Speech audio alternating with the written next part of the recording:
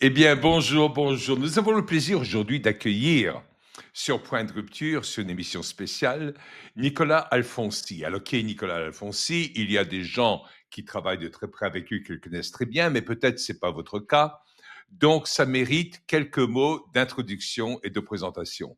Nicolas Alfonsi est corse, c'est un entrepreneur dans la tech et également c'est un vulgarisateur. Vulgarisateur, c'est pas un mot péjoratif. Hein. Vulgarisateur, c'est bien du latin, du mot vulgus, qui veut dire peuple, c'est-à-dire quelqu'un qui sait rendre populaire des tas de principes sur l'économie. Et vous pouvez le trouver et le suivre sur YouTube également, sur sa chaîne Grand Theft Echo. Un Grand Theft, je prononce à l'anglaise parce que j'ai toujours du mal à prononcer des mots anglais en français. Il y a beaucoup d'entre vous qui connaissaient Grand Theft Auto. C'est non seulement c'était un film, mais c'était un jeu qui a fait un succès énorme et qui se base sur une appellation juridique américaine qui parle du fait de vol de voiture. C'est Grand Theft Auto quand on vole des voitures. Et là, je suppose que Nicolas a fait un jeu de mots entre le Grand Theft Auto et Grand Theft Echo, où, en fin de compte, le vol s'opère dans certaines formes d'économie telles qu'elles se présentent, et c'est comme ça qu'on se fait voler. Donc, c'est normal hein, quand on est jeune, j'allais dire, et dans la tech, de toujours trouver des jeux de mots dans ce style. Aujourd'hui, on va peut-être parler de certains aspects économiques. Et il y a quelque chose que je voudrais aborder avec toi, Nicolas. Je voudrais que tu nous parles de l'Argentine et de la France. À titre de comparaison de ce qui se passe en Argentine, un peu le bilan de 2 années de Milei. Et ici, sur Point de rupture, on parle souvent de Trump, de ce qui se passe aux États-Unis, etc. Mais en parlant d'Argentine, de la France, sans vouloir offenser les Français, je crois qu'en termes de population, l'Argentine et la France sont plus proches l'un de l'autre que la France ne l'est des États-Unis. En Argentine, je crois que la population, l'année dernière, elle était déterminée à être aux alentours de 45 millions, alors qu'en France, on est à 68 millions. Et en termes de superficie également, c'est un peu plus comparable, même si l'Argentine est très grande malgré les apparences, surtout si on descend tout à fait en bas, j'allais dire au sud, vers la Patagonie. Mais l'Argentine est un pays qui a une histoire très très riche. Je rappelle que Perón était argentin et qu'il y a eu un mouvement qui était à la fois socialiste et de droite et populiste en même temps, très compliqué, très difficile à comprendre pour le reste du monde à cette époque-là. La plupart d'entre nous, on ne le connaît pas, on connaît uniquement Evita, et qui a été inspiré par Perron et tout ceci. Cependant, l'Argentine, qui a toujours une histoire assez complexe, parce que le pays d'Argentine était celui qui accueillait le plus de nazis allemands après la Deuxième Guerre mondiale. Aujourd'hui, il est là en train de se retrouver avec un Milei à la tête et qui a vraiment bouleversé les choses et qui a pu avancer à la limite, j'allais dire plus vite en apparence que même Donald Trump aux États-Unis, mais ça va de soi qu'il y a une bonne entente entre les deux pays. Les États-Unis de Trump avaient prêté de l'argent à Milley même, et Milley, je crois qu'il les a déjà remboursés. C'est rare dans le domaine international que des gens remboursent de l'argent. Les gens se trouvent toujours endettés les uns par rapport aux autres, mais ça, c'est un de ses principes et tout cela. Bref, j'ai déjà assez parlé de tout ceci en introduction, mais je pense que tout comme moi, vous allez être passionné par les propos de Nicolas et sa perception de certaines choses sur le plan géopolitique et surtout sur le plan macroéconomique entre différents pays tels qu'ils existent aujourd'hui sur la globalité des choses dans notre monde. Alors Nicolas, bienvenue et je te laisse la parole sur les sujets qu'il faut et je chercherai, je te le promets, à t'interrompre le moins possible. Oh, il n'y a pas de souci pour les interruptions, hein. Du coup, merci beaucoup pour l'invitation. Tu nous as fait déjà une super introduction, hein. C'est vrai que tu nous as fait un bon descriptif de la chose. Le péronisme, effectivement, c'est très compliqué à percevoir de notre côté de l'Atlantique, puisque c'est à la fois effectivement du socialisme, donc très de gauche, mais à la fois effectivement beaucoup de nationalisme, donc très de droite aussi. C'est un mix un peu de... Et c'est effectivement à partir de là que tout a basculé, j'ai envie de dire, en Argentine, parce que c'était un des pays les plus riches du monde depuis la fin du 19e siècle et toute la première moitié du 20e siècle. L'Argentine a même été 3 années consécutives, hein, fin 19e, le pays le plus riche du monde, et était dans le top 10 toute la première moitié du XXe siècle dans le top 10 des pays les plus riches du monde, hein. C'était un très gros exportateur et céréalier et de viande bovine, notamment vers l'Europe. Il y a eu énormément avant même l'épisode nazi, hein, parce que c'est vrai que beaucoup de nazis à la chute du Troisième Reich à la fin de la Seconde Guerre mondiale ont fui vers l'Amérique du Sud, notamment en Argentine. Mais déjà avant ça, il y avait énormément d'immigration qui provenait d'Europe. Donc les Britanniques notamment ont énormément développé le pays. Et qui s'est développé très très vite et qui est devenu un des pays les plus riches du monde. Et c'est Perón, effectivement, qui a été élu en 1946 et qui a changé la constitution, parce que c'était un pays qui était économiquement très libéral, très tourné vers les exportations, vers le commerce à l'international, qui, après la crise de 29, qui a provoqué un choc au niveau mondial, hein, la crise de 29, la Grande Dépression, qui a touché largement l'Argentine, le pays s'est refermé économiquement, et Perón a instauré énormément de socialisme. Donc il a modifié la constitution d'ailleurs pour la tourner vers quelque chose de beaucoup plus social. Et il s'est mis à subventionner l'industrie, quoi. Énormément de protectionnisme économique, énormément il a nationalisé pas mal d'industries aussi. Et là, ça a été le début de la chute. Quand on regarde en fait le graphique du rang de l'Argentine en PIB par capita, donc par habitant, hein, c'était un des pays les plus riches du monde. Et à partir de 49, le pays se casse la gueule progressivement, mais vraiment en 50 ans, le pays va perdre 70 places au classement, hein. C'est-à-dire que c'était dans les premiers, et en l'espace de 50, 60 ans, il se retrouve 75e, il est même descendu 85e. Euh, et pour remettre un peu en contextualisation, on ne compte que 66 pays développés, hein, dans le monde. Voilà, donc on passe d'un Mmh. des pays les plus riches à, j'exagère quand je dis, parce que je dis souvent un pays du tiers-monde, j'exagère parce que c'est pas non plus devenu un pays du tiers-monde, mais à presque un pays du tiers-monde, quoi. À ce niveau-là, la pauvreté a explosé, l'endettement du pays a explosé. D'ailleurs, le pays fait... C'est-à-dire, excuse-moi de t'interrompre, mais c'est-à-dire, l'Argentine était devenue pas un pays en voie de développement, mais un pays en voie de sous-développement. Et c'est pour ça que quelque part, je crois qu'il y a des comparaisons possibles à la situation actuelle en France. Mais excuse-moi d'avoir interrompu. Alors, par pas mal d'aspects, c'est comparable à la France, ou en tout cas, les deux trajectoires sont comparables parce que la France n'en est pas encore non plus à l'état de l'Argentine avant que Milei la reprenne. Mais ouais, ouais, ça a été une série de catastrophes. En plus de ça, tu rajoutes par-dessus des coups d'État militaires avec une dictature, notamment militaire, ce qui n'a pas arrangé les choses. Même s'ils ont essayé de libéraliser un peu l'économie, ils n'ont pas réussi non plus ils n'ont pas réussi à faire grand chose, quoi. Le pays a continué de se casser la gueule. Ça s'est accéléré là, début des années 2000 jusqu'en 2023, en fait. L'Argentine a vraiment, vraiment plongé, quoi. Euh, il y a eu un bref épisode de 10 ans avec Menem qui a réussi à redresser un peu l'économie, mais qui s'est un peu viandé, s'il a essayé de faire un peu ce qu'a fait Milei, hein, un peg du peso sur le dollar, mais s'y est mal pris. C'est difficile, hein. C'est très difficile économiquement. Il y en a qui voient l'économie, la théorie monétaire comme quelque chose de facile, mais c'est vraiment compliqué. C'est un jeu d'équilibriste économiquement, hein, à maintenir, et Menem n'a pas réussi.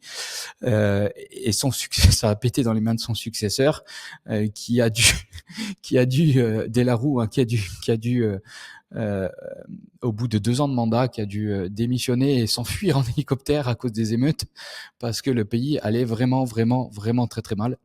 Après, bon, on a eu avec les Kirchner, le couple Kirchner, d'abord Nestor, ensuite sa femme Christina, qui pendant 15 ans, de 2003 à 2015, on continuait de mettre à mal l'économie. L'économie était tellement mal, le peso se dévaluait tellement vite que les Argentins n'avaient plus confiance en leur monnaie et ils préféraient payer en dollars. Ils payaient en dollars pour éviter d'avoir payé en pesos, parce que quand tu rentrais 1000 pesos, eh ben, je sais, mais la semaine d'après, tes 1000 pesos, ils valaient plus que 500 pesos, en fait. Il y a eu une inflation qui a été terrible, une des plus fortes au monde.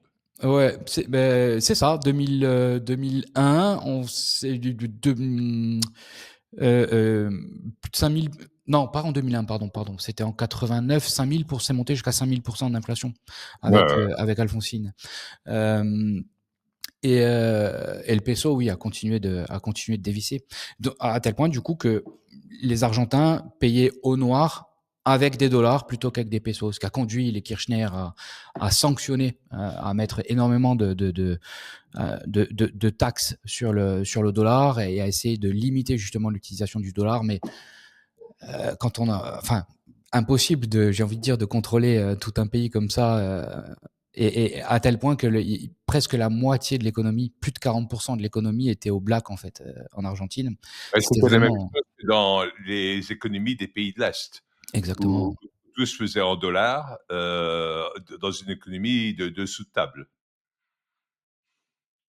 C'est ça, c'est ça. Quand le peuple a plus confiance, déjà, qu'il crève la faim et qu'il a plus confiance dans sa monnaie, c'est ça. On trouve d'autres manières de Mhm. faire. Et du coup, ça a été une des premières mesures de Milei quand il arrive au pouvoir. En fait, il a dévalué le peso, qui était surévalué colossalement, hein. Et d'ailleurs, c'est justement le cours du dollar parallèle, qui s'appelle le dollar blue, qui était le cours du change entre le peso et le dollar, mais au black. Il y avait un cours officiel et un cours au Au black. black, ouais. Et c'est cet écart-là, hein, qui nous donnait justement la température du manque de confiance du peuple argentin vis-à-vis du peso, mais aussi justement le fait que le peso officiellement était largement surévalué. Donc ce qu'a fait tout de suite Milei, dès qu'il arrive au pouvoir, c'est d'évaluer le peso pour coller plus à la réalité. Euh, et c'est quelque chose qui a marché très très bien, en fait. Bon, ça a créé un choc économique. Il y a eu, alors l'inflation augmentait déjà avant lui, mais il y a eu une brève montée de l'inflation et de la pauvreté avec, puisque l'inflation, malheureusement, ça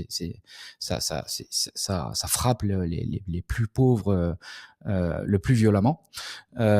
Mais ça a marché très très vite, parce qu'en même temps, il a libéralisé l'économie, il a enlevé des centaines de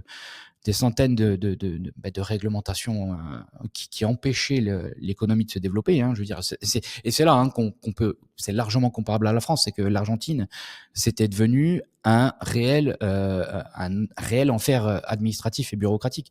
C'est-à-dire que si tu voulais faire le moindre commerce, commencer à faire de l'import ou de l'export, c'était de la paperasse et de la bureaucratie interminable, un peu comme en France, et ça plombait toute l'économie. Donc Milei, quand il arrive, il fait sauter tout ça. Il y a plus de cadenas, que l'économie se développe. Il dévalue le peso, mais à une plus juste valeur, ce qui fait que l'économie est repartie, mais tout de suite dans les mois qui ont suivi.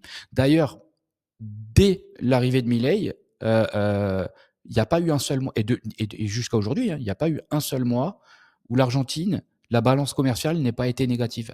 Elle est positive. Euh, Non-stop depuis l'arrivée de Milei. Ce qui n'était pas le cas avant, hein. Elle était négative.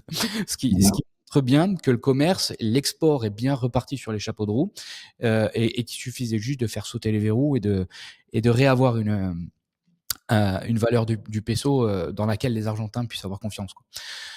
Et d'ailleurs, parce que tu l'as dit tout à l'heure, mais c'est une mauvaise conception. Et de ce côté de l'Atlantique, on pense beaucoup aussi que c'est Trump qui a fait un prêt à l'Argentine de plusieurs dizaines de milliards, mais en fait c'est pas ça, c'est un swap, c'est de l'échange de devises, c'était pour stabiliser le peso. Ils ont c'est pas la Fed, c'est le Trésor américain qui a ouvert une ligne Mhm. pour faire un swap, pour de l'échange de devises à hauteur de 20 milliards, mais Milei n'a eu besoin d'en tirer que 2,5 milliards. Et effectivement, ils ont été remboursés là, fin décembre. Fin décembre, ça a été annoncé début janvier, ça a été Mmh. remboursé intégralement, donc en l'espace de 2 mois. Mais c'était juste pour stabiliser le peso. Alors, il y a un thème que tu as soulevé et qui est très intéressant parce qu'il y a beaucoup de comparaisons que tu viens de faire d'ailleurs entre l'Argentine et la France. Et tu as parlé de réglementation vraiment excessive, avant Milei, hein, je dis bien.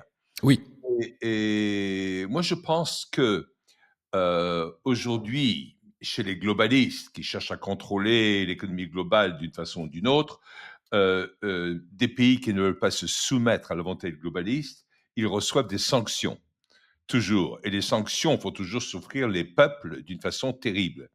Mais on a tendance à oublier qu'il y a plusieurs aspects de sanctions. Les sanctions, ça s'opère à l'extérieur, mais à l'intérieur d'un pays, ce sont les réglementations.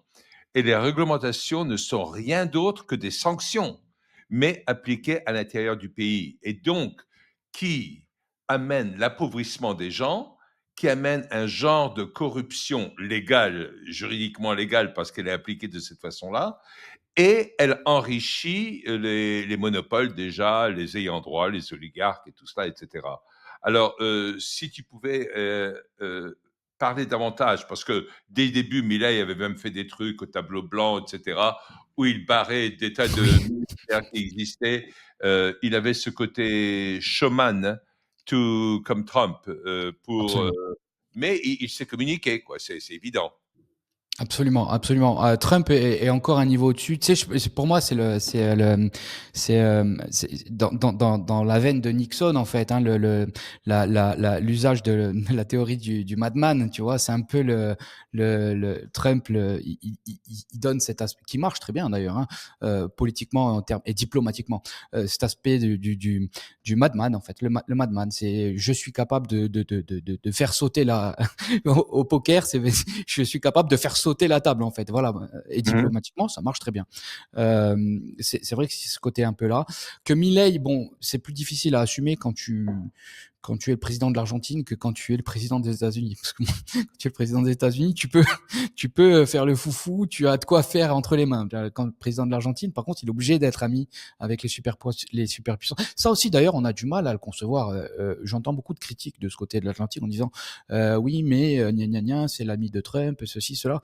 Quand on est l'Argentine, quand on est un pays d'Amérique du Sud, quand on est un pays qui n'est pas un des 5 pays du Conseil de sécurité de l'ONU ou qui n'est pas un pays puissant, on est obligé d'être copain avec les grandes puissances comme ça. On est obligé. C'est diplomatiquement, on peut pas se mettre à dos, on n'a pas un jeu fort entre les mains. Donc, on peut pas reprocher à un pays d'Amérique latine d'être copain avec Trump, en fait. Sinon, on Mhm. finit comme le Venezuela. C'est tout Mhm. simplement. Tout simplement. On va devenir un copain par obligation, de toute façon. Mais c'est ça, c'est ça, c'est ça, c'est ça. Et C'est alors, comme. aujourd'hui, ce qu'il y a de très intéressant dans l'hémisphère ouest, c'est-à-dire dans les Amériques, aussi bien Amérique latine qu'Amérique du Nord, c'est que les accords et les relations fraternelles ont basculé. Pendant des années, des années, des années, des décennies, il y avait toujours une relation d'abord privilégiée entre les États-Unis et le Canada. Et par le biais du Canada, avec l'Empire britannique, hein, parce que ça, c'est faut le reconnaître. Donc, c'est toujours resté là. Et là, il y a une bascule très rapide dont j'entends même pas parler par la plupart des gens, mais qui pour moi me saute aux yeux. Elle est évidente, et ça, c'est toujours très important de le remarquer, c'est qu'il y a rupture entre le Canada et les États-Unis. Trump est dur envers le Canada, envers Mark Carney, qui est l'ancien directeur de la Banque de Londres. Hein. Il ne faut pas l'oublier, ça. Donc, comme Trump est en train de chercher à exposer les cartels bancaires pour ce qu'ils sont, donc avec le Canada, ça ne va plus du tout. Et automatiquement, l'Argentine, à cause de sa taille, parce que sinon j'aurais pu dire le Salvador également, qui s'est rapproché des États-Unis, mais à cause de sa taille, l'Argentine est passée d'un seul coup en numéro 2 auprès des États-Unis d'Amérique. Et donc, il y a un genre de protectorat automatique qui s'est créé et qui va dans les deux sens, où l'Argentine a bien plus de puissance parce qu'elle fonctionne avec les États-Unis, c'est un allié, et les États-Unis vont utiliser l'Argentine pour tous les autres pays, et avec succès d'ailleurs, on le voit au Chili, on le voit au Équateur, on voit d'autres pays où ils vont mettre en avant l'exemple de Milei. Absolument, absolument. Et c'est et c'est donnant-donnant. C'est win-win aussi ce jeu-là parce qu'il n'y a pas que Milei qui a un intérêt à être copain avec les États-Unis. Même Trump, il a un intérêt à être copain avec l'Argentine parce que ça évite déjà à l'Argentine de rejoindre les BRICS, par exemple. Mais aussi depuis que Trump a levé euh, ces tarifs, la Chine, qui importait énormément de céréales depuis les États-Unis, s'est mis à les importer depuis l'Argentine, qui est un gros exportateur. Et du coup, c'est pas qu'il est obligé, diplomatiquement, c'est un jeu aussi. Il se dispute un petit peu économiquement l'Argentine, et Trump préfère voir l'Argentine avec lui qu'avec la Chine, plutôt dans le camp adverse, quoi. C'est Il y a tout vrai. un jeu Ouais. Tu diplomatique aussi. sais, je voulais ouvrir une parenthèse, mais si tu veux pas aborder ça, je le comprends parfaitement, parce que si je te prendrais de court, parce que ça exigerait sans doute une grande préparation sur ce sujet, et surtout que ça, c'est un sujet qui remonte avant ta naissance même, mais qui a défrayé les chroniques internationales à une certaine époque où j'avais ton âge, si j'ose dire. C'est ce qui s'est passé entre la Grande-Bretagne et l'Argentine autour des Falklands. Les Malouines, la guerre des Malouines Voilà. en Eh ben, 82. moi Ouais. j'appelle ça les Falklands, hein, bon, en anglais, oui. Alors, et qu'est-ce que tu peux nous dire là-dessus et qu'est-ce qu'il y avait derrière tout ça? Alors, alors, je connais l'épisode si tu veux, mais je suis pas assez à l'aise dessus pour en débattre. Si tu veux. Mais ça va super loin parce que bon, c'était à l'époque de la du Royaume-Uni sous Thatcher, et côté Argentine, par contre, c'était toujours la dictature militaire. Donc c'était plus vidé là, mais c'était j'ai oublié son nom. C'est juste à la dictature commence avec Videla, mais Videla reste à la tête de l'Argentine jusqu'en 81. Et à partir de 81, 82, 83, il va y avoir trois dictateurs différents dont j'ai oublié le nom. Et c'était plus sous Videla. Mais il y avait à la fois je crois d'ailleurs, si je dis pas de bêtises, que c'est toujours plus ou moins controversé. Hein, la souveraineté du territoire en question est toujours discutée. Hein. Les Euh, Falklands, oui, oui. mais ils se disputaient justement la souveraineté sur ces îles. Et comme le pays, l'Argentine était dirigée par des militaires à ce moment-là, c'est très vite monté dans les tours, quoi. Et Thatcher, la dame de fer, elle n'aimait pas trop se laisser faire non plus. C'était elle essayait Thatcher, elle avait ce côté-là diplomatique, où elle montrait facilement, un peu trumpien d'ailleurs, hein, où elle montrait facilement les dents et elle se laissait pas marcher sur les pieds, quoi. Après, encore une fois, je, je, je connais mal, je peux pas aller au fond de ce sujet-là. Je peux pas aller, Uh-huh. je le maîtrise pas. OK. Alors, J'imagine que tu en as non, mais une bien non, meilleure non, non, analyse que moi. je veux souvent voir si toutefois, tu sais, parce que parfois, il faut regarder l'histoire, les antécédents, parce que surtout sur des conflits qui sont non résolus, il reste toujours une amertume dans les mémoires politiques des différents partenaires et des différents participants. Et donc ça, il ne faut pas l'oublier. Hein. Moi, je crois qu'il reste toujours une amertume chez les Anglais d'avoir perdu le Nouveau Monde au profit des colonies américaines qui vont être fêtées là dans quelques mois, le 250e anniversaire. Absolument. Et il y a beaucoup de gens dans l'élite britannique qui n'a jamais digéré ces colons, comment est-ce qu'ils ont pu faire ça à la limite, les traités de sans-culottes et tout ça, dans ce sens. Bref, de surcroît, ils avaient été soutenus et aidés par les Français en la personne du marquis de Lafayette, et ceux qui encore en laissaient en travers la gorge des Britanniques encore plus. Mais revenons à des comparaisons économiques pré-Milley, donc avec une existence de réglementation outrancière en Argentine et je t'invite à les comparer éventuellement à toutes les réglementations en France. Mais c'est là que ça devient super intéressant et c'est là qu'on peut se dire, si en France on fait pas sauter tout ça aussi, on va aller droit dans le mur pareil. Mais c'est-à-dire que et ça remonte à l'ère de Péronne en fait. Ça s'est alourdi de plus en plus derrière Péronne, c'est sous couvert de, avec la volonté de bien faire les choses, j'ai envie de dire, mais bon, l'enfer est pavé de bonnes intentions. Hein. Euh, Sous couvert de vouloir protéger l'économie nationale, ils ont, bon, outre nationaliser beaucoup de secteurs, mais verrouillé certaines, bah, certains pans de l'économie, et tout comme en France.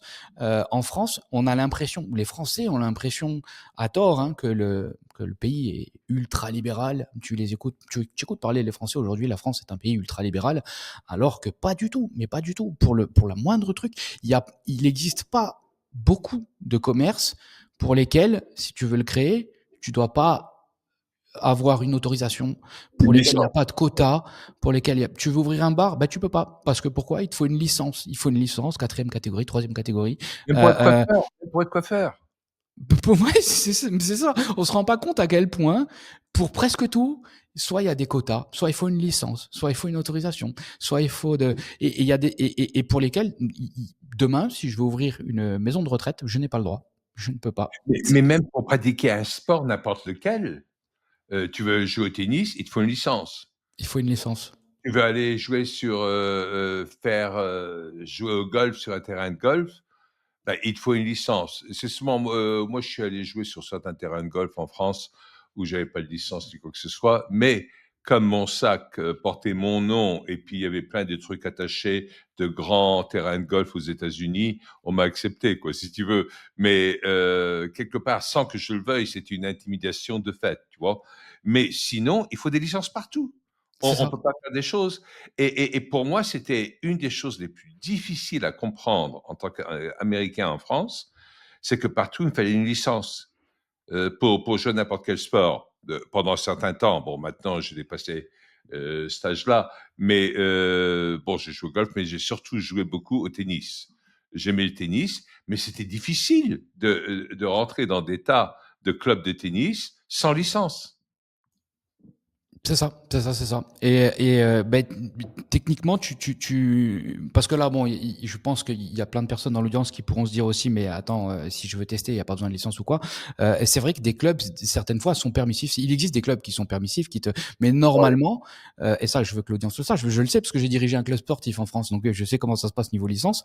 Euh, Même pour un événement d'une journée pour lequel on ferait venir des gens pour qu'ils testent et tout, normalement, on est obligé de leur faire. Alors, c'est pas une licence compétition, ça s'appelle une licence loisir, mais même pour un jour, même pour une après-midi, même pour tester, on est obligé de couvrir les gens avec une licence loisir, même éphémère. Ouais, ouais, Au voilà. nom d'un des plus grands cartels qui existent, c'est les cartels d'assurance. Les assurances, ouais, et les gens se rendent pas compte à quel point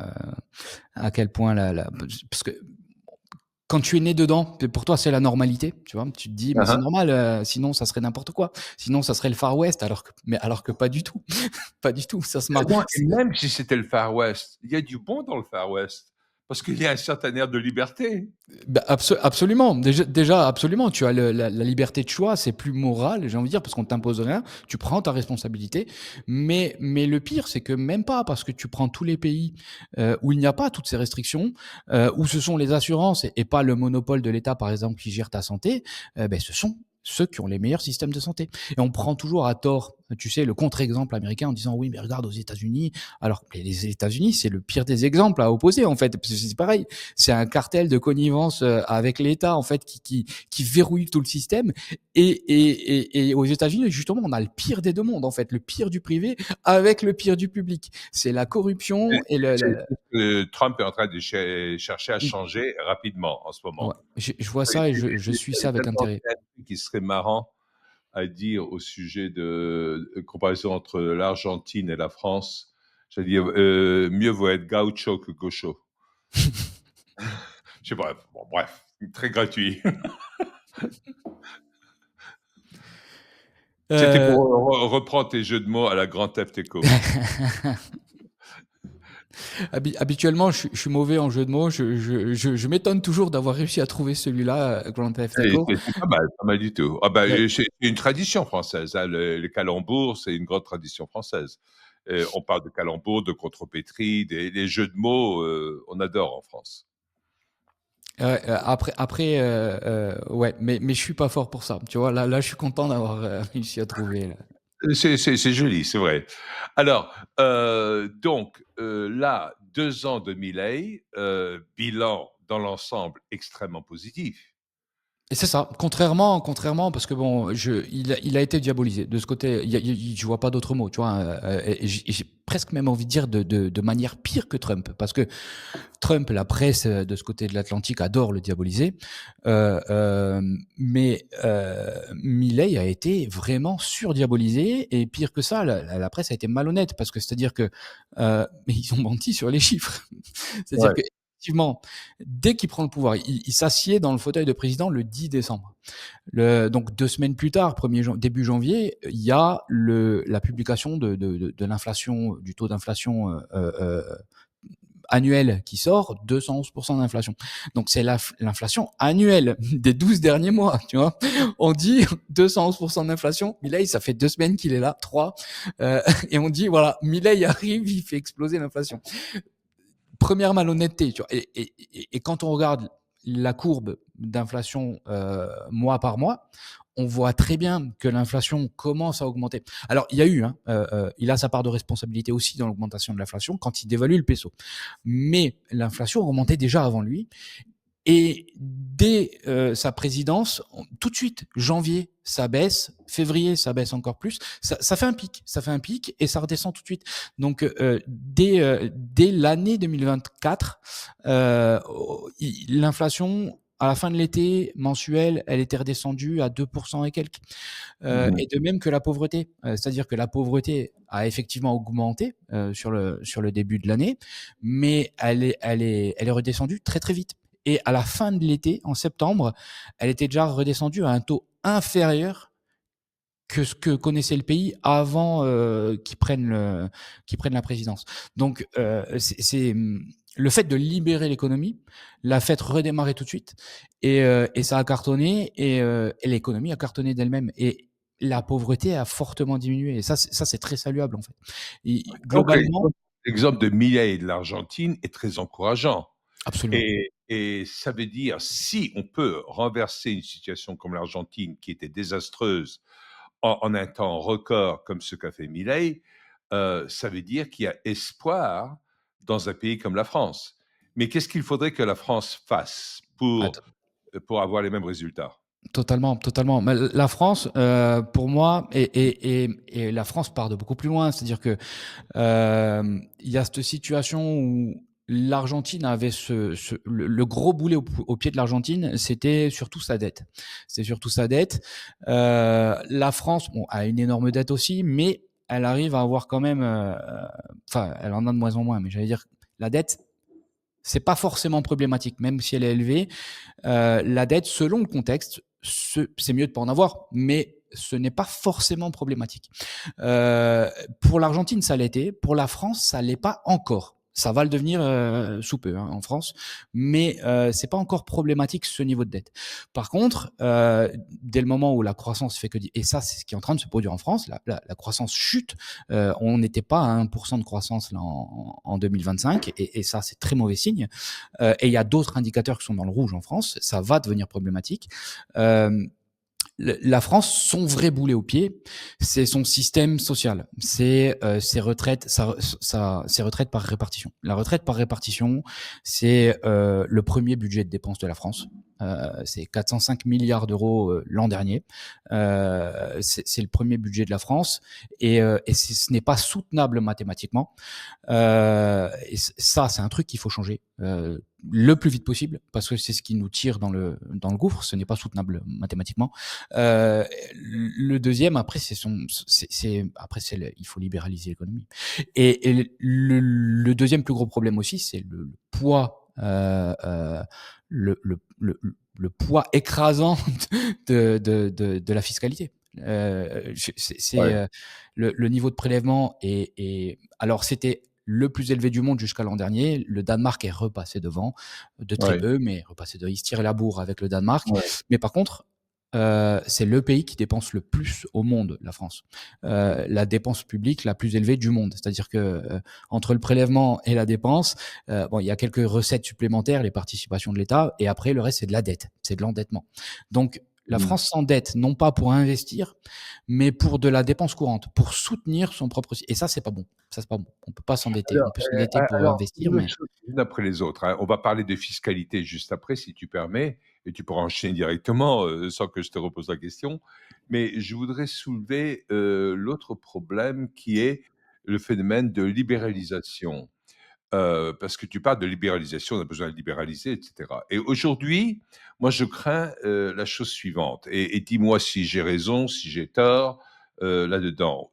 Aujourd'hui, l'économie, et les économies dans la plupart des pays, européens, et ça s'était passé aux États-Unis aussi, mais Trump est en train de renverser la situation, ont été dépouillés de leur puissance industrielle et de leur puissance, de créativité économique, de recherche, scientifique, et surtout, de production industrielle, au profit, d'enrichissement des oligarques et des classes nantis, uniquement sur un aspect financier qui est complètement artificiel, qui est en fin de compte, un genre d'inflation déguisée où on produit que des finances.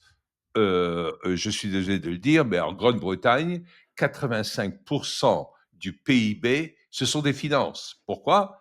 Parce que la Grande-Bretagne s'est positionnée au niveau de sa structure bancaire, comme le blanchiment d'argent, qui part vers des offshore et tout ça. Mais n'oublions pas que ce sont les cartels bancaires de tous les pays qui ont créé les lois pour mettre les offshore. Et les gens se disent, ah ben non, c'est les gens qui contournent la loi. Non, c'est une organisation faite par les cartels bancaires et tout ça. Donc, si on permet une libéralisation, ceux qui vont pouvoir en profiter en premier lieu, ça ne va pas être les masses laborieuses, pour reprendre un terme un peu marxisant, mais ça va être essentiellement les monopoles d'argent, les monopoles financiers qui vont orienter la libéralisation vers de l'usure financière encore davantage, et donc qui risque d'aggraver la situation. Est-ce que je me trompe? J'ai pas exactement le même avis. Alors, c'est vrai, si tu fais sauter un cadenas, il saute pour tout le monde. C'est-à-dire que il va sauter pour les masses laborieuses, mais il va aussi sauter pour les puissances déjà en place. Pour autant, elles seront plus exposées à la concurrence. Et j'ai envie de dire quelque part que elles s'enrichissent déjà. Elles s'enrichissent déjà en profitant. Elles continueront potentiellement de s'enrichir, mais en étant dans la compétition. Donc, ils seront toujours là, mais ils n'auront plus justement cette position de monopole. Ils seront exposés à la concurrence si on libéralise pour de vrai. Et à ce moment-là, c'est le marché c'est le marché qui fera la différence. Mais Mais pas toujours. Regarde, même Trump a été obligé, il a annoncé là très récemment, et ce sont des mesures que beaucoup de libertariens purs pourraient taxer d'être antilibéral. Même tous les républicains de l'ère de Reagan, ils doivent se retourner dans leur tombe, sinon dans leur lit, pour ceux qui dorment encore. Mais il y a des... Trump a pris des mesures qui ont été assez radicales.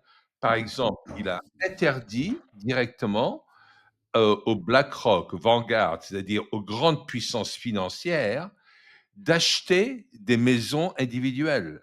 Pourquoi? Pour ne pas faire artificiellement pousser vers le haut le prix des maisons individuelles et pour baisser le coût immobilier pour l'Américain moyen. Il a également amené un cap, c'est-à-dire un plafond au taux d'intérêt sur les cartes de crédit, etc. Donc, il est en train de prendre des mesures anti-cartel bancaire, anti-financière. Quelque part, l'attaque sur le Venezuela, et quand il parle des autres pays contre lesquels il va contre-attaquer, y compris le Canada, etc., il s'attaque à la finance sur ce plan-là. Donc, à certains moments, est-ce qu'on n'est pas obligé d'oublier un libéralisme automatique et de prendre des mesures, comme ça a été fait déjà il y a plus d'un siècle, à la fin du 19e, début du 20e aux États-Unis, avec toutes les lois antitrust, anti-monopole à l'époque de Theodore Roosevelt, tu vois.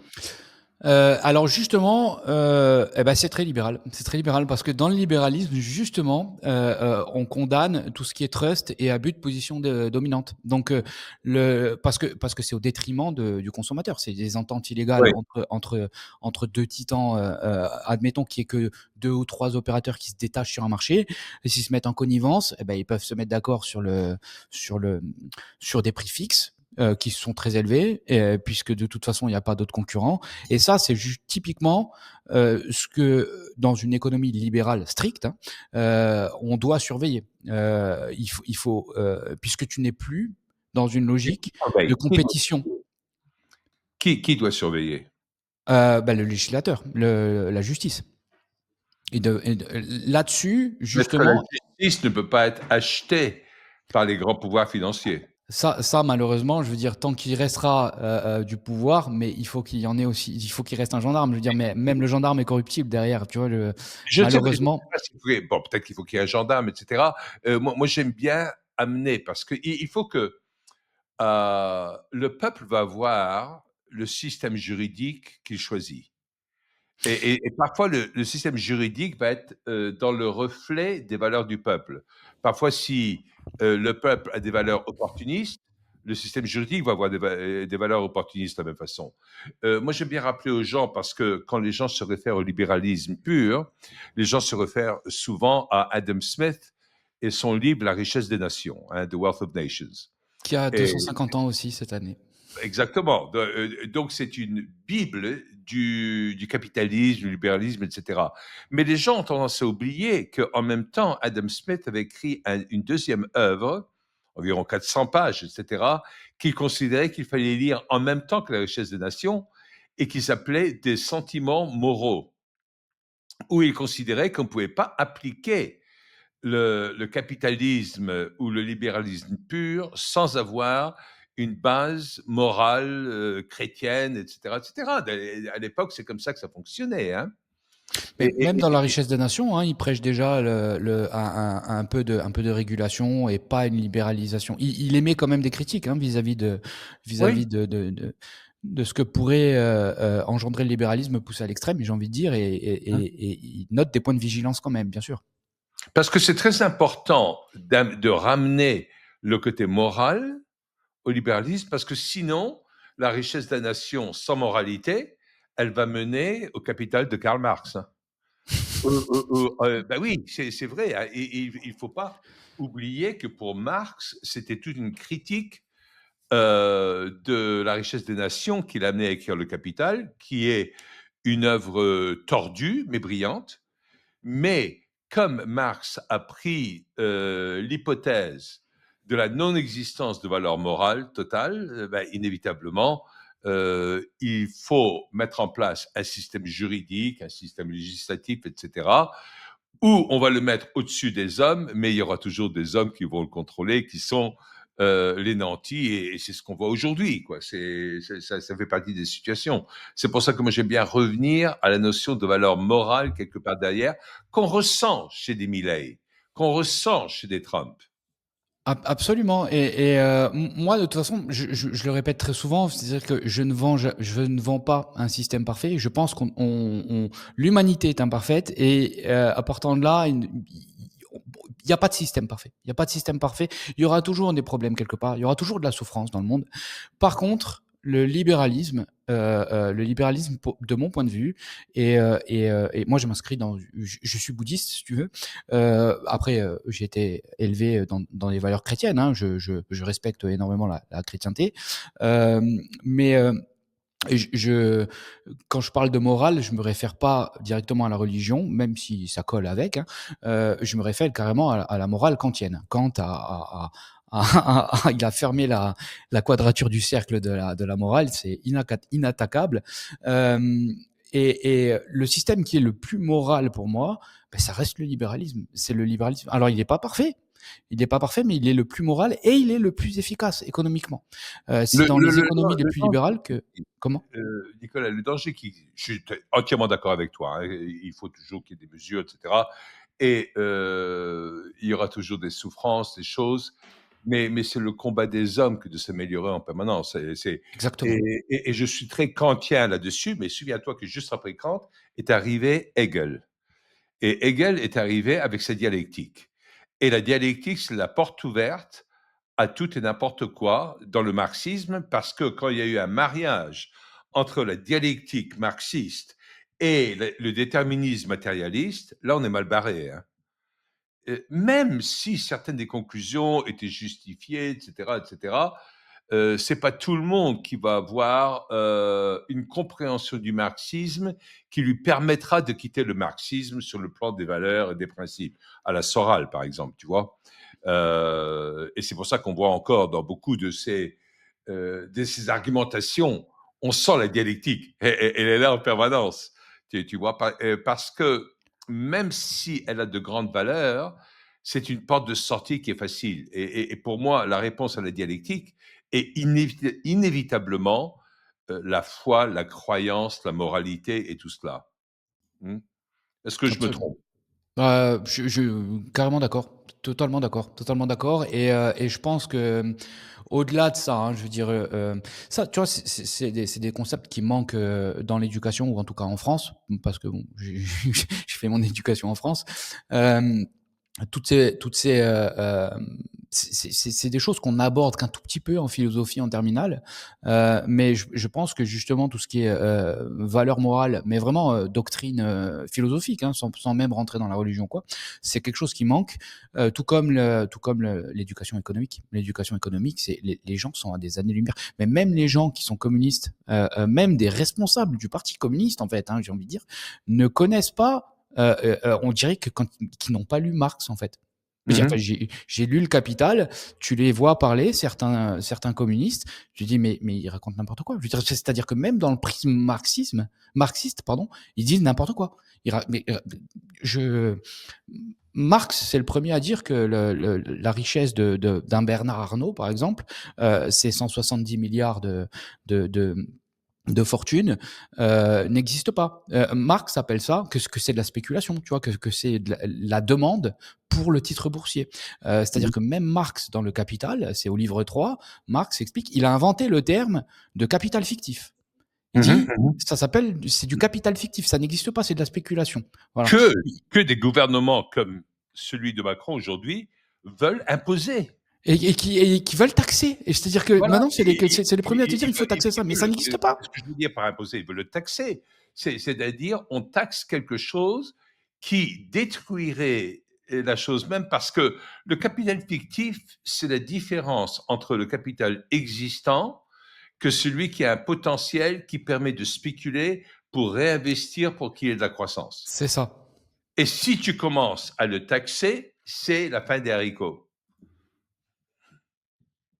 C'est ça, c'est exactement ça. C'est exactement ça. Et ça, je veux dire, les politiciens ne le savent pas, ou économiquement pas en tout cas. Et après, tu as certains économistes qui le savent très certainement, mais qui sont idéologues et qui, j'ai envie de dire, qui en profitent pour agiter les foules avec ça. On vit dans une ambiance, tu vois, je veux dire, où les politiciens et certains économistes surfent sur le manque d'éducation économique des gens Ouais. moi c'est pour ça que Et, j'ai et, créé cette, et de cette chaîne leur d'écho, moi, hein, pour. de leur manque d'éducation économique en plus, parce que les économistes, on l'a vu avec les tarifs douaniers de Trump. Même moi, j'avais des doutes, mais je restais dubitatif, mais j'accordais une certaine autorité à Trump. Je me disais, il sait peut-être ce qu'il fait. Mais l'écrasante majorité des économistes, quasi la totalité, même des libéraux et tout ce qu'on veut, se plantaient. Ils ont dit que ça allait se casser la figure, etc. Ben, et pourtant, c'est une grande réussite. Que toutes ces C'est mesures. Ouais, moi alors il y a deux choses, tu vois. Moi j'aime pas parce que tout le monde s'est dressé et ça c'est le genre de choses ou en tout cas en France et ça m'insupporte parce que c'est typiquement français, tu vois. Mais les gens te disent c'est n'importe du tac au tac comme ça en te disant c'est n'importe quoi, il est idiot, ça ne marchera pas. Les gens on se manque d'humilité profond. Je veux dire le type Trump est quand même un businessman donc qui a été milliardaire qui a été ruiné et qui est redevenu milliardaire, donc deux fois, hein, c'est pas rien, hein, et qui est arrivé à la présidence des États-Unis deux fois, rien que pour en arriver là. On peut pas être idiot. On peut pas être idiot et on peut pas être mal conseillé. Voilà. Ensuite, on parle du président de la première puissance mondiale. Il ne peut pas être mal conseillé. Il ne peut pas. Et on se rend pas compte qu'il prend des décisions sur la base de paramètres dont on ignore 90% de ces paramètres-là. Voilà, il nous manque des cartes pour juger ces décisions. Lui, il les a, nous, on ne les a pas. On ne peut pas juger. Moi, j'aime bien prendre du recul et me dire, OK, s'il fait ça, il y a sûrement une raison. Tu vois, il n'est pas idiot. Il n'est pas idiot, il est bien conseillé, il est intelligent, il est très intelligent. On l'aime pas, il est très intelligent. Euh, et très fort politiquement. Pour moi, c'était un jeu diplomatique d'abord. Ces tarifs, pour moi, c'était vraiment une arme diplomatique plus que un but économique. Et puis il l'a démontré par la suite. Hein, et c'était un peu les deux. Et le truc, c'est que quand tu as l'industrie des États-Unis, mettre des tarifs comme ça, effectivement, qui les paye? C'est pas les autres pays. C'est les habitants de ton propre pays. Quand tu mets des tarifs douaniers, bah, c'est ceux qui importent qui payent la différence. Et donc, c'est les Américains qui payent la facture. Mais quand tu as l'industrie qu'ont les États, moi je suis contre ce genre je suis libéral donc je suis contre ce genre de pratiques économiques, mais effectivement ça marche. Pourquoi? Parce que derrière les États-Unis ont l'industrie qui va avec. C'est-à-dire que quand tu dis ok, je mets des tarifs, l'électroménager par exemple qui vient de Chine, plus 200%. Mais ils ont de quoi les construire, l'électroménager. Donc, effectivement, ça fait repartir l'électroménager américain, l'électroménager ou l'automobile, peu importe. Mais quand tu essaies de faire ça dans d'autres pays, typiquement comme la France ou ça marche pas. Pourquoi? Parce que ils ont pas les mêmes cartes en main. Économiquement, ça ne. Après, économiquement, c'est pas quelque chose que j'apprécie personnellement, mais effectivement, ça marche aux États-Unis. Ça marche aux États-Unis parce qu'il y a les Mais paramètres pour. il y a également, si je peux me permettre, il y avait des marges abusives. Prenons un truc comme Apple, hein, qui vend, je vais dire n'importe quoi, son téléphone, son iPhone pour $1000. Mais ça coûte $80 à fabriquer. C'est ça. À fabriquer, envoyer, etc. Et ça passe par le quartier général de Apple qui est en Irlande, où c'est pas taxé. Et là, l'Irlande, Apple Irlande le revend à Apple États-Unis, allez, je vais dire n'importe quoi, $500. Tu vois, dans les magasins ici. Donc, Apple conserve $420 non imposés, comme si c'était un offshore en Irlande pour Apple Irlande. Tu vois? Ils sont imposés, Et mais beaucoup moins. C'est 12,5, je crois, l'Irlande. Donc, ils sont quasi pas imposés parce que si tu veux tout mettre en royalty, parce que c'est ce qu'ils ont ah, en fait, royalties. Ouais, ouais, ouais, et en si, pas ça, ouais. royalty, ils sont pas imposés, tu vois. Donc Ouais, ouais. l'Irlande a des lois très spéciales par rapport à ça. Donc, excuse-moi, j'aurais dû prendre le temps d'expliquer ça davantage. Mais là, ce qui se passe, c'est qu'en imposant ce tarif douanier, euh, Trump expose le cartel financier qui s'est créé et sur le marché américain, ben, Apple, il faut qu'il reste compétitif par rapport à Samsung. Donc, ils vont pas pouvoir tout changer tout de suite, etc. Ils ne peuvent pas faire payer les tarifs douaniers au public américain, sinon ils ne vendront plus quoi que ce soit. Donc, ils sont obligés de ponctionner sur leur marge financière en Irlande. Tu vois, Et, et c'est ça la réussite de Trump. et c'est un Pour les move aussi, je pense, à plus moyen long terme pour faire revenir tous ces titans, parce que c'est pas les seuls Apple. Hein, je veux dire tous les Oui, oui. gros géants de C'est un la tech exemple hein, que ont mis j'avais leur donné. siège à New York, en Irlande aussi. Hein. Oui, Dell, Microsoft, Facebook, bien sûr. ils se sont tous mis en Irlande. Non, Facebook non, Et mais pour cause, parce qu'ils peuvent tout faire basculer, en plus dans des sociétés filiale de royalty où va tout l'argent et avec zéro impôt. Quoi. C'est phénoménal. Mais je pense que le but de Trump derrière les tarifs douaniers, c'est que c'est un système qui peut fonctionner quand même parce qu'on restructure l'imposition pour que les nantis ne pillent pas le peuple.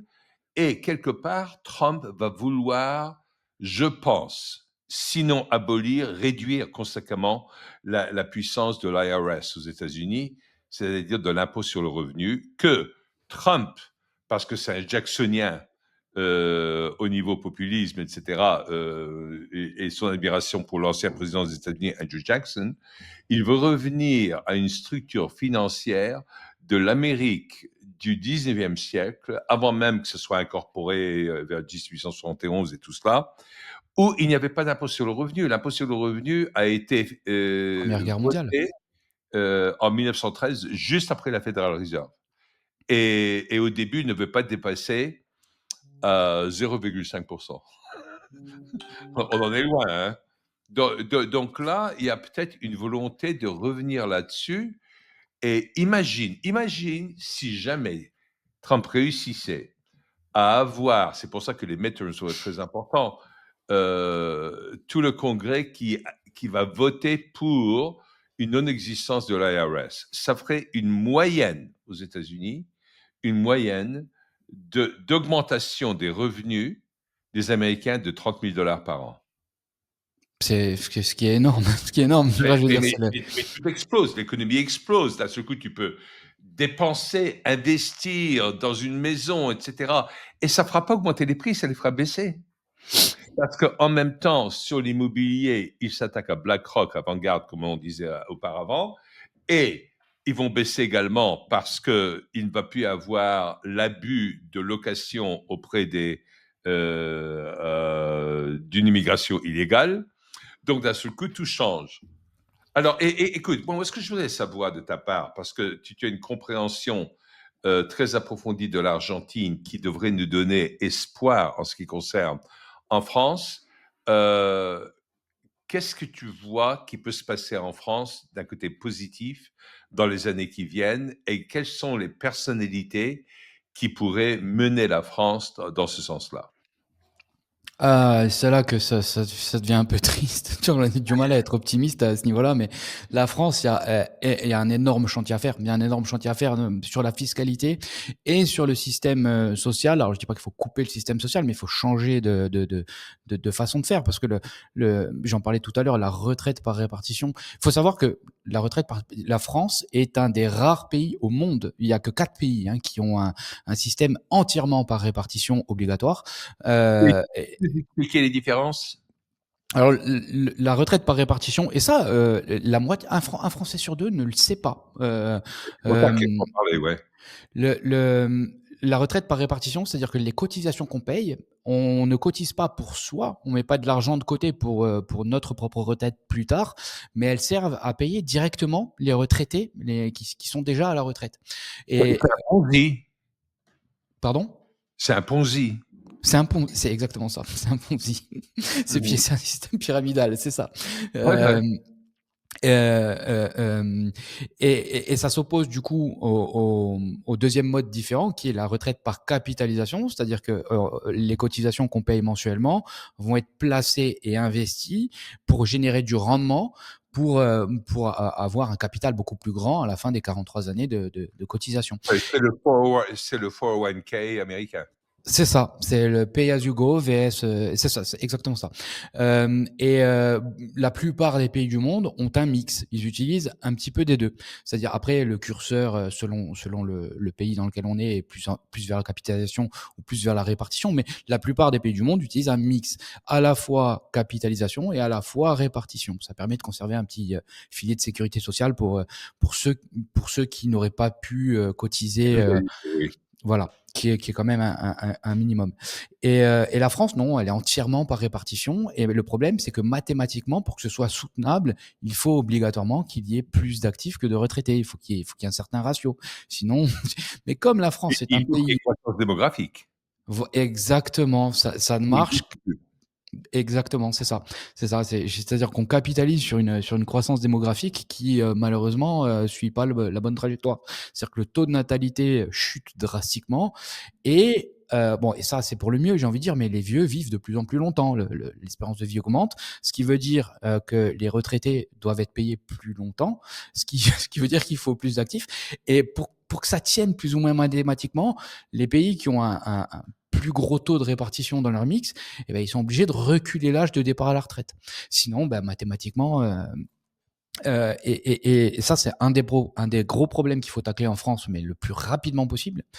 Et le deuxième problème, c'est le coût du travail et la fiscalité. La France a le coût du travail le plus élevé du monde. Et quand je parle de coût du travail, je parle pas juste des prélèvements sur les salaires, mais je parle des prélèvements associés, parce que les gens ne voient que les prélèvements sur le salaire, et c'est vrai que l'écart super brut, ce que paye l'employeur, et net, ce que l'employé reçoit à la fin du mois dans sa poche, l'écart est un des plus élevés du monde. C'est pas le plus élevé, c'est un des plus élevés du monde.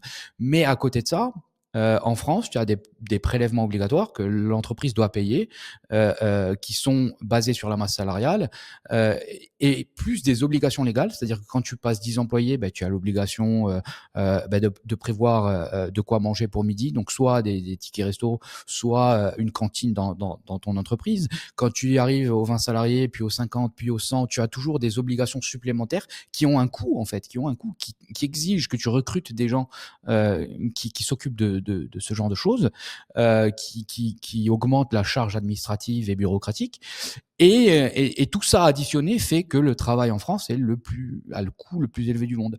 Donc, quand Oui, tu veux employer voilà, je vais quelqu'un rappeler à tout le monde seulement certains chiffres, hein, parce que ça, c'est important que les gens le sachent.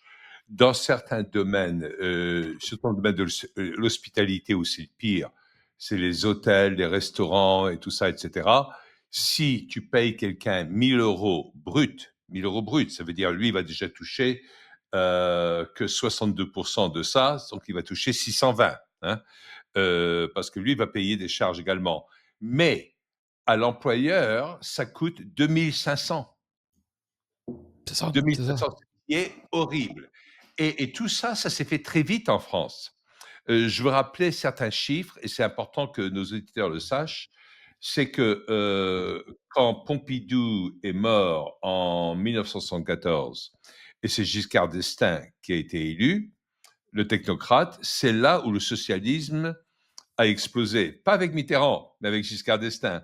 Parce que les charges sociales telles qu'elles existaient en moyenne sur les salaires en 1974, elles étaient de 23%. Quand Giscard a terminé son mandat en 81, elles étaient passées à 46%. Elles ont doublé. Augmentation de 100% à l'époque des charges sociales. Donc, ça, c'est vrai. Alors, comment est-ce qu'on peut changer ça? Est-ce qu'on peut le changer du jour au lendemain? Non, ça va être un très gros chantier. Ça va être un très gros chantier parce que et juste pour compléter sur Giscard, parce que c'est vrai que comme il était de droite, tout le monde pense que c'est vraiment Mitterrand le début du socialisme extrême. Mais c'est vrai que ça remonte en fait à Giscard. Giscard, il a aussi fait énormément de mal au secteur de la santé, par exemple. Bien Euh, sûr. en mettant des quotas les études de médecine. Le numerus clausus, c'est sous Giscard, euh, et, et, euh, et, euh, et c'est ce qui a conduit à la désertification médicale de la France, quoi. Euh, C'était le début des énarques. C'est des gens c'est vrai. qui avaient zéro expérience, mais ils étaient très intelligents et ils disaient un jour, tiens, on va inventer quelque chose. Tiens, si on rajoutait un peu de socialisme, si on planifiait ce secteur de l'économie. Et du coup, premier gros chantier pour moi, c'est les retraites. Et aujourd'hui, sur les retraites, à ma connaissance, il n'y a que David Lisnard, et je crois aussi Sarah Knafo, mais Sarah Knafo, c'est le parti d'Éric Zemmour. Je pense que c'est Éric Zemmour qui va se présenter. Sarah Knafo a un discours assez libéral, Éric Zemmour beaucoup moins, donc j'attends de voir. Si tu veux. Le seul aujourd'hui qui a réellement dans son programme la volonté de passer à un mix par capitalisation des retraites, c'est David Lisnard pour l'instant. On est à encore à 1 an de la présidentielle, donc tout peut arriver. Et ce chantier-là peut pas être fait d'un coup. Enfin, ou alors ça voudrait dire qu'on abandonne les retraités à leur sort, et ça, c'est c'est pas jouable non plus. C'est pas jouable non plus. Donc ça implique qu'il y ait une transition du modèle par répartition vers un mix par capitalisation, et cette transition va prendre des années, potentiellement 10-20 ans minimum pour que ce soit smooth. Tu vois, donc c'est un gros chantier qui va prendre des années, ça. Ou alors, soit ça va être un choc, on abandonne tout un pan de la population que sont les seniors à leur triste sort, mais j'ai du mal à l'imaginer, et ça serait catastrophique, même ça serait un drame, je pense. Mmh. Donc il faut que ce soit quelque chose de progressif, et ça va mettre du temps. Il y a d'autres choses qui peuvent être beaucoup plus rapides. Ça va être, oui, la défiscalisation d'un paquet de choses. Il y a plus de, là, avec le dernier PLF, il y avait 483 impôts, taxes, cotisations, prélèvements différents en France. Avec le dernier PLF, s'il passe en l'état, on va dépasser les 500. Voilà, il y a plus de 500 impôts différents en France. Il y a Aujourd'hui, je sais pas si tu connais bien le système fiscal français, mais aujourd'hui, même si tu as un poulailler dans ton jardin, tu veux mettre un Oui, poulailler, s'il fait plus de 5 mètres carrés, ben, tu dois payer une cotisation foncière dessus. ouais, ouais, On ouais. marche sur la tête. C'est un poulailler. Voilà. Il faut faire sauter tout ça, parce que contre-intuitivement, Même dans certains endroits, tu n'as pas le droit de recueillir, même pour ta propre consommation, de l'eau de pluie, sans payer une taxe dessus. il faut le, il faut le déclarer, en fait. Il faut le déclarer à la préfecture. Le préfet peut t'interdire. Ouais, C'est ahurissant, hein. c'est bientôt, faudra payer une taxe sur l'air qu'on respire. Tu vois, je veux dire, Eh ben, on va être pas loin. Tu sais, il y avait tous les mouvements écologistes, et cetera, qui abondaient dans ce sens-là, hein. ouais, c'est catastrophique, c'est catastrophique. Et contre-intuitivement, on se rend pas compte, mais c'est ce qui fait le plus de mal à l'économie, en fait, hein. On se dit on en a besoin pour le social, mais c'est pas vrai. Enfin, c'est pas vrai. Il existe un juste milieu, et ça, toutes les études économiques le montrent, en fait, hein. Il y a la courbe de Bars est connue à ce niveau-là, mais plus le prélèvement et la dépense sont élevés, et plus ça fait de mal à la productivité économique. Et on le voit, en fait, c'est ce qui a provoqué la désindustrialisation de la France.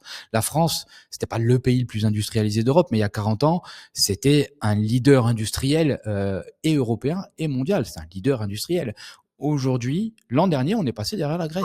Dans le nucléaire, c'était le numéro 1 au niveau efficacité, et cetera, et cetera. Absolument. Avec les centrales nucléaires, les Phénix, où en fin de compte, on réutilisait les déchets ou les recyclés, mais du génie. Et la France était numéro 1 dans le domaine.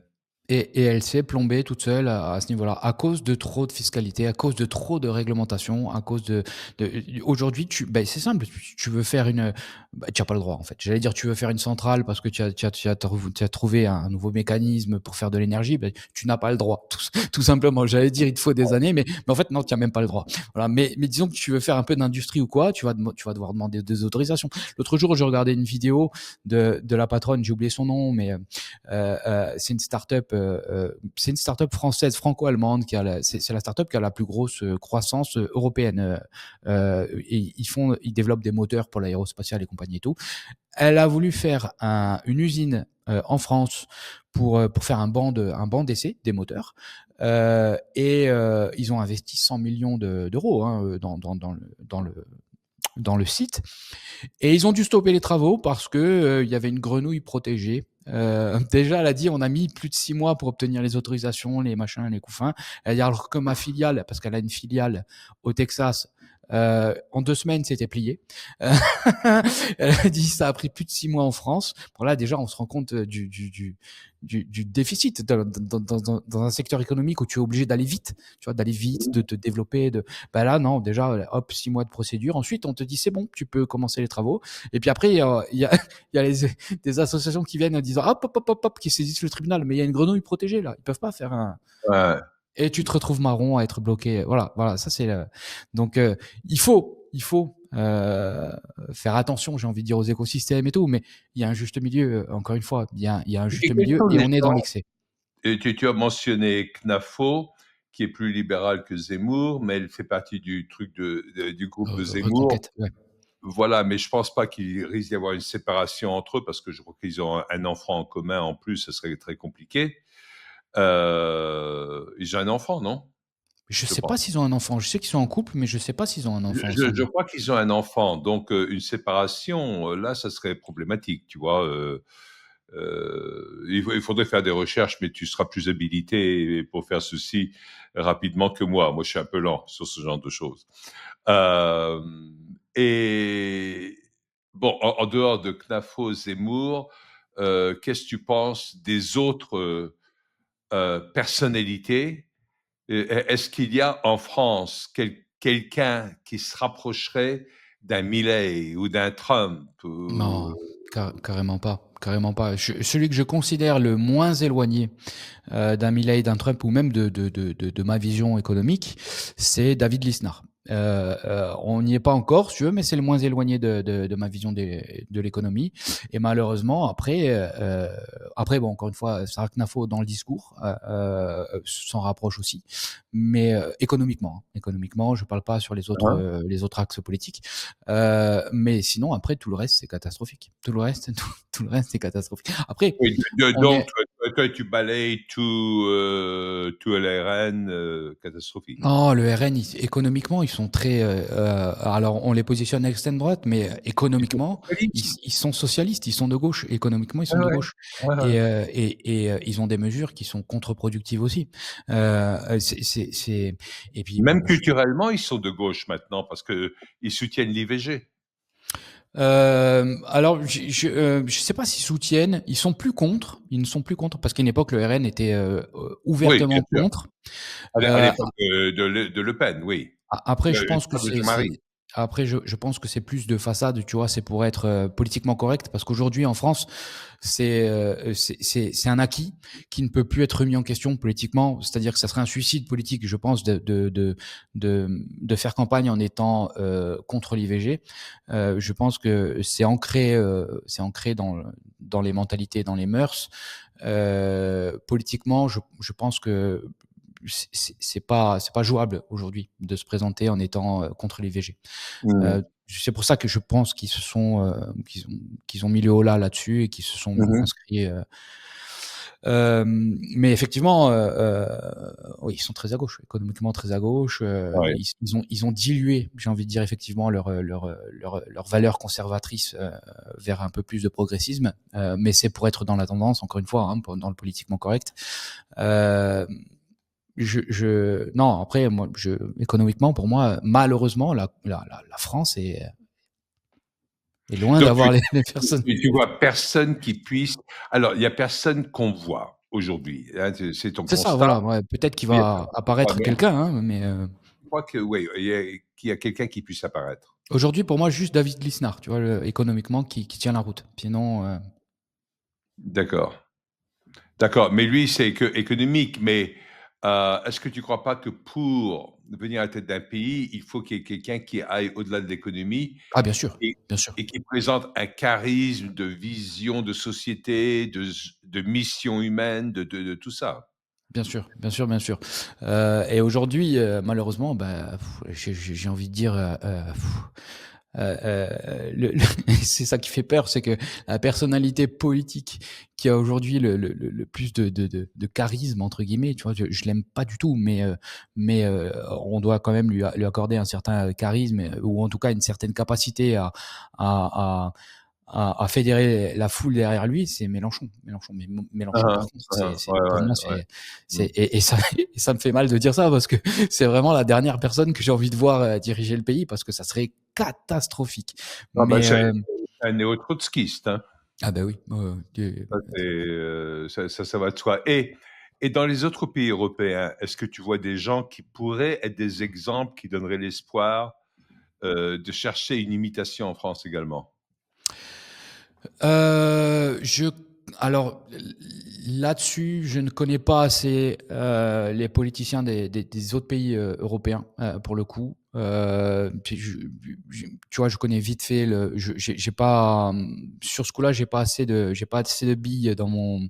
Je Mélanie, je la vois un peu, bien qu'elle soit euh, pas, elle soit pour moi, c'est pas une libérale, tu vois, mais c'est peut-être c'est celle qui se rapproche peut-être le plus de ceux que je connais, des leaders que je connais, d'un Milei, bien qu'elle soit beaucoup plus à l'extrême droite sur le côté social, tu vois, euh, beaucoup plus conservatrice qu'un Milei, par exemple. Mais sinon, je connais pas assez. Je pourrais Et mal juger ne Viktor connaissant pas assez les Orban? leaders politiques Et européens. Viktor Orban? Orban, je le vois beaucoup plus conservateur aussi, hein, encore beaucoup plus Hein. conservateur. Orban est très très conservateur. Il y a un truc, ce qui, ce qui m'a fait sourire, ce qui m'a plu en tout cas, c'est qu'il interdit le communisme, mais qu'il ait fait interdire le communisme, mais ça m'a fait ça m'a fait rire. Après, ce sont des pays qui l'ont vécu, donc Exactement, oui. qui ont vécu la catastrophe du Mhm. communisme. Donc on peut pas leur en vouloir d'interdire.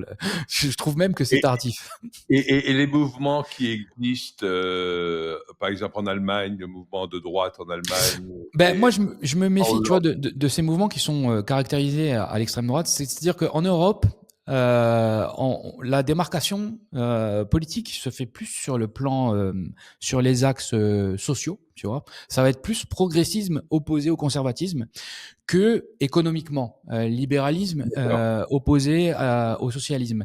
Pourquoi? Parce que la plupart justement de tous ces partis-là, eh ben, sont économiquement très keynésiens, si tu veux. Ils sont économiquement très keynésiens, très Mhm. à gauche. J'ai presque, et c'est ça qui est triste, hein, qui fait peur, c'est que c'est un automatisme aujourd'hui le keynésianisme en Europe, Sauf là où c'est, peut-être Farage, non? sauf peut-être, pardon.